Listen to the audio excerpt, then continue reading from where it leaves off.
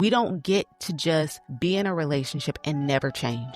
If you're not changing, you're not living. If you're not growing, if you're not learning, if you're not evolving, you're dying. And I'm sorry, I'm not having that. I'm not having that. We're always going to grow. We're always going to evolve. We're always going to make changes, positive changes, changes that we choose to make and want to make. But it is our duty if we're going to be in a relationship. Hi, I'm Dr. Tiff, your relationship transformation coach. I've spent the past 20 years working with high-achieving women just like you who are crushing it in every area of their lives, everywhere except their relationships. And look, I get it. Finding the one ain't easy, and relationships are hard. But you know what's even harder? Cycling through the bad ones, or worse, staying in relationships when you already know they're not a good fit. You want a relationship of ease, uncomplicated, someone to love you down, but instead you've been suffering through bad dates, sexual incompatibility, and someone who might be good for somebody, but not for you. And if we're really being honest, you know that deep down, the work that really needs to be done starts and ends with you. If you're done wasting time in dead-end relationships and sick of looking for, chasing after, or trying to convince somebody to be the one, and you're ready to become the one, then baby, you're in the right place. So prop your feet and let's clink glasses, because I'm giving you the tea and the tips to fix your relationships. Let's go.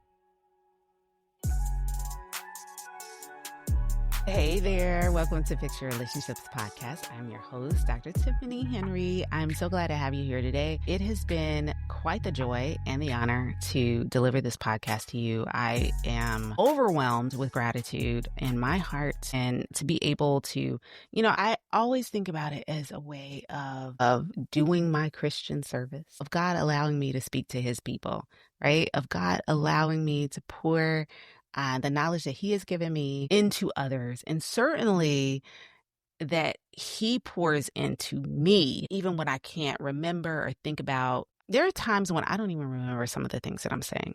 And in those times, I know that it is the will of God. I know that it is God speaking directly through me that provides this information, because I think that sometimes people need to hear certain things.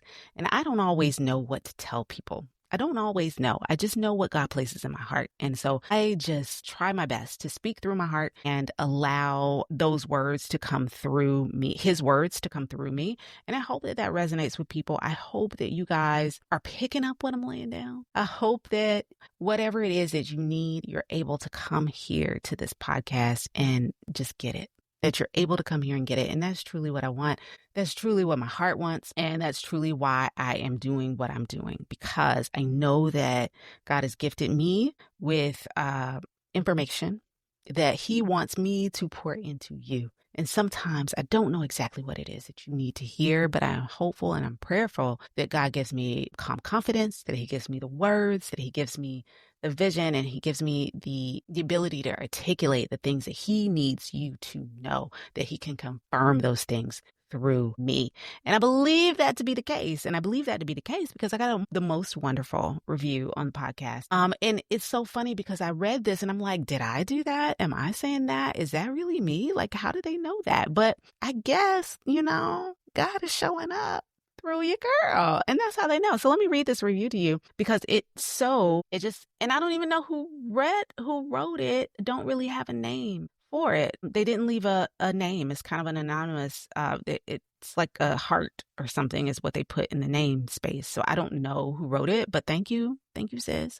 All right. So the title of this review was a must listen for anyone who wants to grow and heal deeply through faith and real tools. Okay. This person said, I absolutely love Fix Your Relationships with Dr. Tiff. What sets this podcast apart is how Dr. Tiff combines her strong foundation of faith and guidance from the Holy Spirit with simple, practical, and truly doable tips for healing and growth. She doesn't just throw out surface level advice. She goes deep, helping you to get to the root of your patterns so you can actually heal, not just cope. Whether you're navigating relationships at work and marriage, with family, or with friends, her wisdom applies across the board. I especially appreciate that her message is never self-centered in a shallow or worldly way. It's about becoming whole and healthy through God's truth so you can show up in relationships from a place of peace and clarity. highly recommend for anyone who wants to grow spiritually and practically in their relationships. Now listen, sis, I don't know who you are, but I thank you for your kind words. I thank you for blessing me with these words, because that is exactly what I'm trying to do.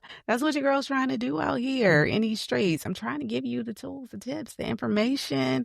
But ultimately, what I want to do, what I really strive to do, is allow God to speak through me so that you get exactly what you need from him. But I'm just a vessel. Okay? I'm just a vessel. That's all I'm doing out here, just being a vessel and carrying out his words of wisdom. Okay, his words of wisdom. And so I hope you receive that. I thank you so much for this beautiful, beautiful review. And if you too just want to leave me a little love note, I will certainly take it, honey. Please go to Apple Podcasts and scroll down from our podcast page down to where it says reviews and ratings and reviews. And underneath the reviews, you'll see a little button where you can click write a review. Write your review, girl, and give me 5 stars if you would be so kind. But also leave me some words so that I will know kind of what you appreciate about the show, so that I can keep delivering the content that you desire and deserve. All right. Today, I want to talk about 5 reasons why we may be self-sabotaging, why we sabotage our relationships. Why? I think a few weeks ago, we talked about the things that we might be doing to sabotage our romantic relationships. And so today I want to talk about why we might be doing those things. And I've come up with 5 reasons, but obviously, as I've always said, these lists aren't exhaustive. You will probably hear me come up with more as time goes along, but these are some reasons, 5 consistent reasons that I see in my coaching clients as to why we self-sabotage or sabotage our relationships. Sabotage, as I told you before, is when we act in ways and thought patterns that really undermine the goals of our relationships. We want our relationships to go well, but we do things that undermine that make them kind of go off course. And so what I want to talk to you about today is the reason why we do that. Okay, why we self-sabotage our relationships. Okay, so number one of the reasons why we sabotage our relationships is that we are fearful of doing what we know needs to be done. Okay, we know that we might need to end the relationship. We know that we might need to break up. We know that things aren't going so well, but we are fearful of actually pulling the trigger. And so we don't do it. Instead, we sabotage the relationship by maybe withholding sex or by cheating or by setting traps or not being honest, right? Because we know that that will trigger a response in our partner, leading to the breakdown of our relationship. Okay, so that's one reason why we do it. Another reason why we do it is because we don't want to be the reason why the relationship failed. Okay, there are some of us who will sabotage our relationship so that the other person breaks up with us or ends things so that we don't have to do it. We already know the relationship isn't going anywhere.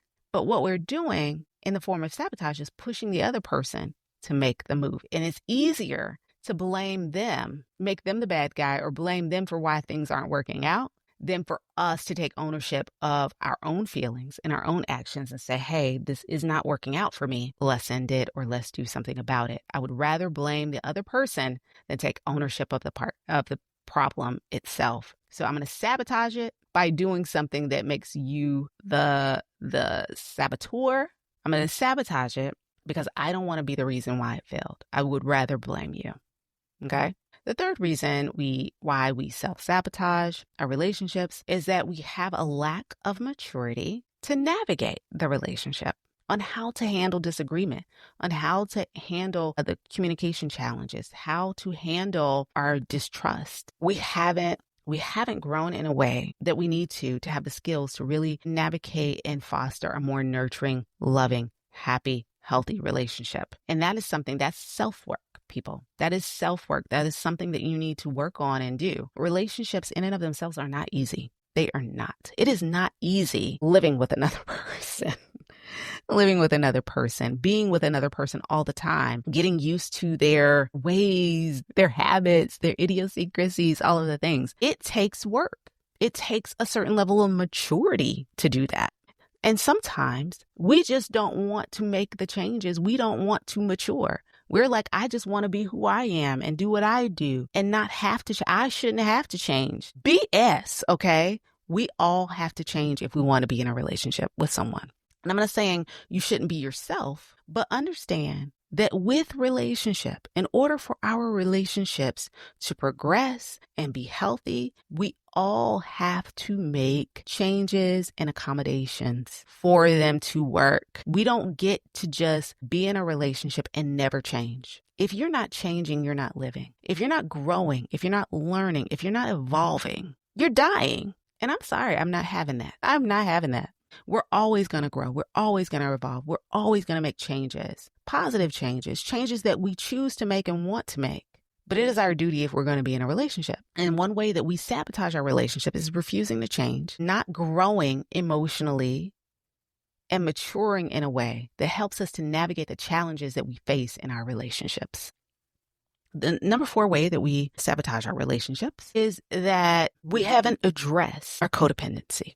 If you don't know what codependency is when we rely on our partner so heavily, so excessively, and we're relying on them to validate our self-worth in a way, while also neglecting whatever it is we need, whatever boundaries we have for their sake, okay? We're putting their needs, their desires, their boundaries, everything that they want and need, we're putting all of that before our own. That's not to say that you don't sometimes put your partner first, because I think there are times when we do. I might sacrifice, maybe, here's a simple example, right? I might sacrifice what I want for dinner because I know my partner doesn't like it, right? For years, this is such a silly example. For years, I like beans. I like pinto beans. I like black-eyed peas. I like black beans. I don't mind them. Now, growing up, I didn't necessarily like them all that much, but as I've gotten older, I'm country.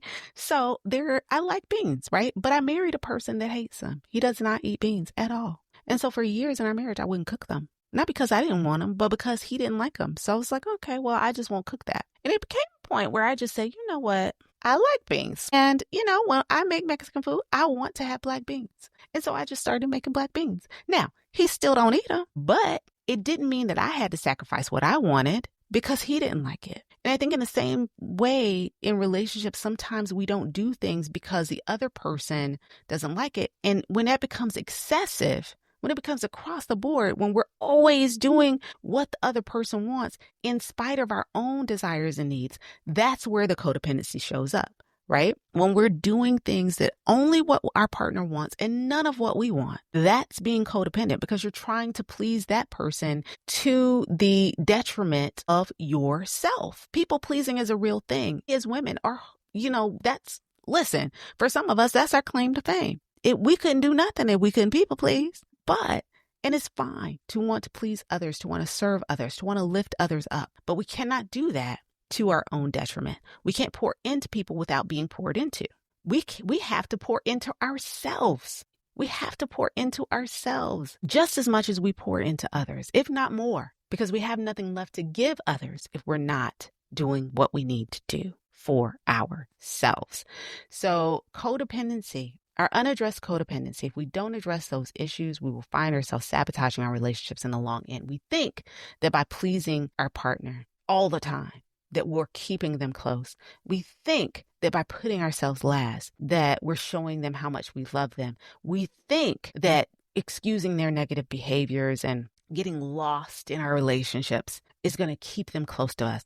But all of these things, in the long run, will push them away, and it ultimately sabotages our relationships.